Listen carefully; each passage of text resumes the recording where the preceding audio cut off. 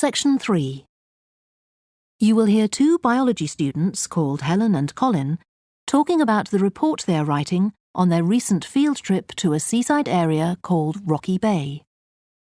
First, you have some time to look at questions 21 to 26.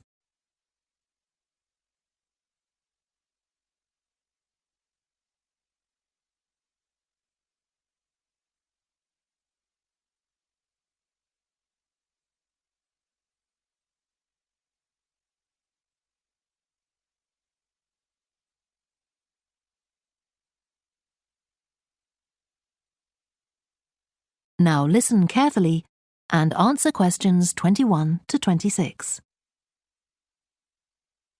I've brought my notes on our biology field trip to Rocky Bay, Colin, so we can work on our report on the research we did together. OK, I've got mine too. Let's look at the aims of the trip first. Right, what did you have? I just put something about getting experience of the different sorts of procedures used on a field trip. But we need something about what causes different organisms to choose particular habitats. I agree. And something about finding out how to protect organisms in danger of dying out. In our aims? But we weren't really looking at that. I suppose not. OK, now there's the list of equipment we all had to bring on the field trip. What did they tell us to bring a ruler for? It was something about measuring the slope of the shore. But of course we didn't need it because we were measuring wind direction and we'd brought the compass for that. But not the piece of string to hold up in the air. Didn't Mr. Blake make a fuss about us leaving that behind? Yeah, he does go on. Anyway, it was easy to get one from another of the students. Now, the next section's the procedure.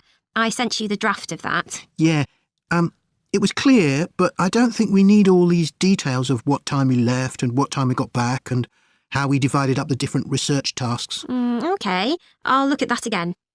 Then we have to describe our method of investigation in detail. So let's begin with how we measured wave speed. I was surprised how straightforward that was. I'd expected us to have some sort of high-tech device, not just stand there and count the number of waves per minute. Not very precise, but I suppose it was good enough. But the way we measured the amount of salt was interesting. In the water from the rock pools? Yeah. Oh, I wanted to check the chemicals we used in the lab when we analysed those samples. Was it potassium chromate and silver nitrate? That's right. OK, and we need the map of the seashore. You just left that to me. And I had to do it while the tide was low. Well, that was OK, but the place I started it from was down on the beach. Then I realised I should have gone up higher to get better visibility, so I had to start all over again. But at least I'd got the squared paper, or I'd have had problems drawing it all to scale. Yeah, it looks good. We could get a map of the region off the internet and see if we need to make any changes. I had a look, but I couldn't find anything. But you took some pictures, didn't you? Yeah, I'll email you them if you want. OK, I'll make my amendments using those. Then I can scan it into our report. Great. Before you hear the rest of the discussion, you have some time to look at questions 27 to 30.